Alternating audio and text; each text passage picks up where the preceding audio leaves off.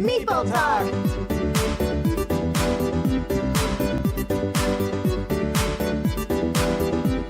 Hello everyone, we're Meeple Talk. I'm Adam. And I'm Stephanie. And we're here to tell you about tiny epic galaxies. Yes, so this is a space game in which you're competing to build your empire and colonize planets in order to win. Really? Winning is good. Yeah, and so just as some of the other series that some other games in the series that we've been reviewing, Tiny Epic, again, stands true to its name. It's a compact card-style game with many, figures as well. And yeah, we are those space explorers trying to collect planets, expand our strength of our empire. So we might as well, dive right in and have a look at this board. Let's do it. Hello everyone and welcome to Space. So this is the initial setup of the game. Every player is going to have their own colony board and it's going to be keeping track of a few things. As we colonize planets, we're going to be collecting them here on the bottom of our cards. Resources that we acquire are going to be tracked along this resource track. Also, we'll have ships that we'll be deploying. This is our home galaxy and we'll be leaving from these points to visit various planets. Also, we have our empire track. As we try to expand this and strengthen our empire, we might be getting extra resources like extra ships that we can use or dice, and it also keeps track of certain victory points that we'll be getting the better we get in that. Where it all happens here, that's where the center of the playing area is going to indicate. We've got various planets that we want to collect. The values of their victory points are going to be represented on the bottom corner here. Also, as you can sort of see between a low card and a high card, is that there's going to be extra actions that we'll need to satisfy in order to collect those particular cards. In addition to these common cards that we're going to be seeking, everyone will have also their secret mission. They'll have an end of game conditions that if you can satisfy, they'll reward you extra victory points as well. How we go about collecting and doing all the actions, well, that's what the dice are for. So we all start with 4 to begin. We may be able to, with expanding our empire, gain a couple extra along the way. And they'll represent different actions that you can do. And those actions that we take advantage of are going to be kept track of on this board. It's our control board. So as we do certain movements, we're going to just keep track of them along here as we activate them. Also, special conversion section 2 gives you a little extra maneuverability. If you really don't like your dice rolls, you can do some conversions there. Really, it's a pretty simple setup, and that's it for here. And then we move on to actual taking your turn. So each player will roll the number of dice that they're able to roll, depending on where they are on the empire track. So that tells you how many dice that you can use. You start with 4. So let's say the player's rolling all 7 though. Let's say they're up here somewhere.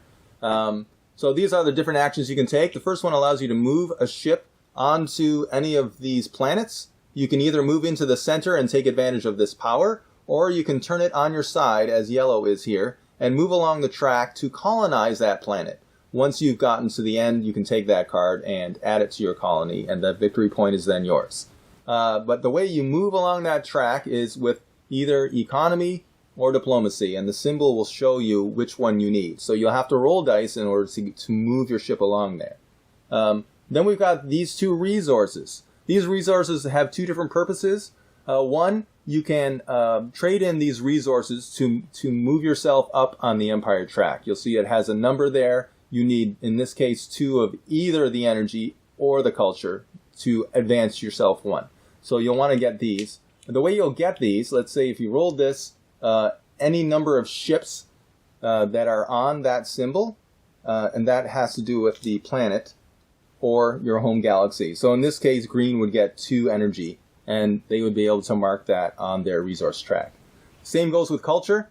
The power that these 2 have, in addition to advancing yourself on the empire, culture allows you to follow somebody else's move. So if this player, for example, put their die here and made a move with one of theirs, another player, if they were quick, they could say, I follow that.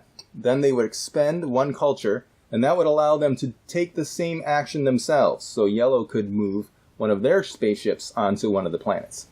The energy allows you to re-roll do one reroll of all of your dice. Now, I didn't mention reroll yet. So let's say the players rolled all of these dice, and they don't like what they've rolled. They might take 3 dice that they don't like and re-roll them once. They can take that one action during their turn, and then basically what they have left is what they're stuck with. But this energy, they can expend 1 energy to re-roll again.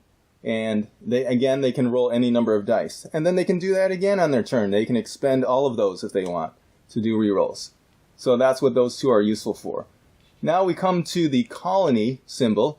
Now this colony symbol allows you to either upgrade your empire, and you still have to spend the resources to move up there, but you need this one in order to do the upgrade.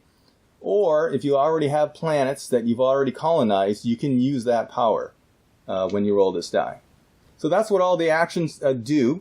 There's one other option. If there are 3 dice, you don't have any more rerolls, or you don't want to do a reroll, you can sacrifice 2 of your dice and then convert a 3rd inactive die to whatever you want. So that's a nice additional feature to change your dice. So each player will roll dice and take their actions, and when one player has a total of 21 points, both here and also on their empire track, added up, then that triggers the end of the game. And then you would also include, to find out who wins, you would add up all your points, and additionally, whatever your secret mission is, if there's additional points there. And that's the entire game. Whoa! We totally averted that was a crisis. close I don't one. even know. Don't worry, we shut down the reactor. There was 1 second Yes, left, but I know. we're good. We survived. I'm So. happy. Now, back to the game. Yes. Regularly scheduled programming. So what did you think of this one? Well, this is another very solid offering from Mr. Alms. I think it's a great game. I'll say that I think this is the most elegant of the Tiny Epic series that we've played. We haven't played the Epic Kingdoms, but we played Western Quest and now Galaxies. Yeah. This is a very nice game. The first thing I want to mention, because I thought about this earlier, is that there's a lot of space games out there, and the board has a lot of blackness and a lot of circles representing the planets, but the board generally looks pretty drab. It's difficult to do a good space game, but because this is tiny and because the planets are done really well, and there's a lot of really cool spaceships and I think they did the theme so well that it really is nice to look at, and you really do feel like you're exploring. So I think the theme is A1. It's really good. And as far as the gameplay, I think again it's very tight. It's a dice rolling game, but you can modify the dice, and other players can use the dice of other players through the follow mechanism. And it's a really good game. I think it has a high replayability as well. And I really like it. So You know what? I honestly... that's my initial feeling about it. I would have to agree with that, because as Adam said, elegant game. Yeah, that is definitely spot on, because I'll move this away for a sec here, but it's one of those games, and I have to give credit again to Mr. Alms. Every game in these Tiny Epic series are well thought out. They're easy to pick up and play. There's not a lot of, especially in this one, I find it was easier to go through the rules and explain to people who hadn't played before. It is very straightforward, but it's not simple in the sense that there's not a lot to it. There is a good amount and balance of strategy, of chance, kind of catch-up mechanisms, or you're allowing for a lot of competition, but at the same time, I feel like it really allows people to be involved always, especially with the follow mechanism. You're not having a lot of idle time. Everyone's very, very active. Artwork is absolutely fantastic. I mean, even the details in the logo writing, the details in the planets, how you lay out your cards and how you're going to lay out your resources, just aesthetically how they're managed and how they're all arranged. Everything works very, very well. It's easy, compact to play.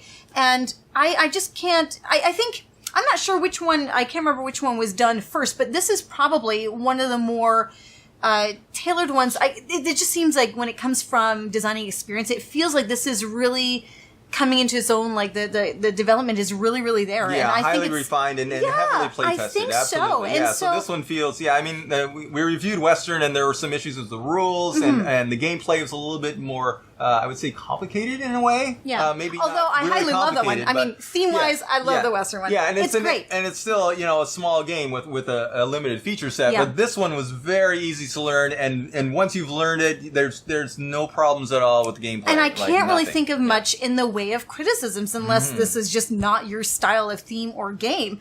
But I think it works really well. I think it's simple but well done. It's got enough layers again for a small game. It is a full game.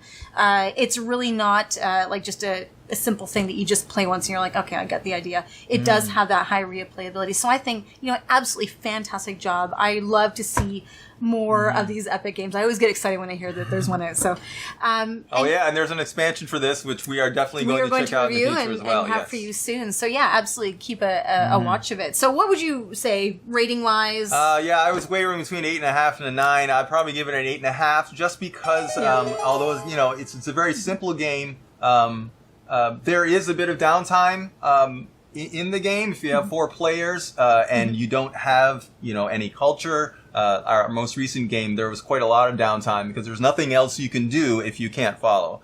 So I would say this game has more downtime definitely than, for example, Tiny Epic Quest.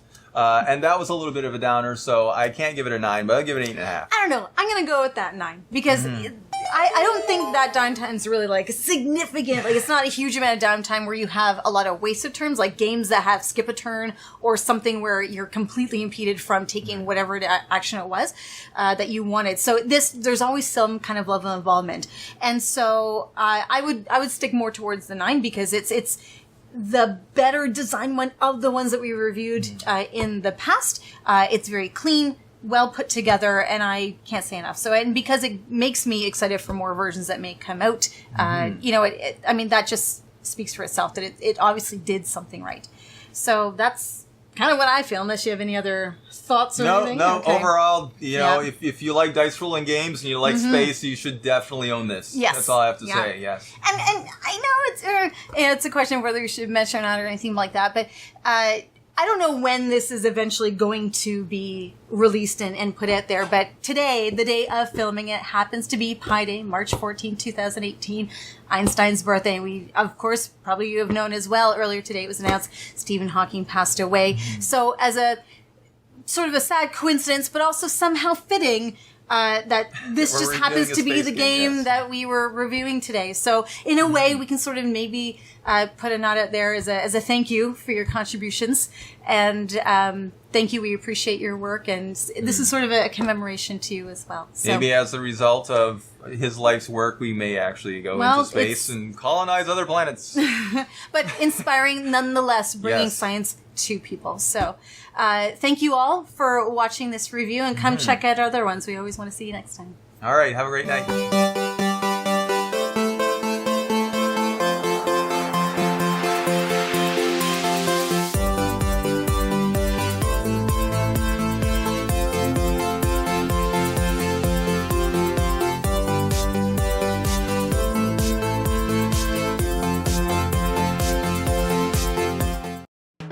Thanks so much for watching the Dice Tower videos. Find more great videos and reviews, as well as our top-rated audio podcast at Dicetower.com. You can also find other great shows at DicetowerNetwork.com. I'm Eric Summerer, and you've been watching The Dice Tower. The Dice Tower is sponsored by Cool Stuff Inc., where you can find great games for great prices. Cool stuff in stock. Check them out at CoolStuffInc.com.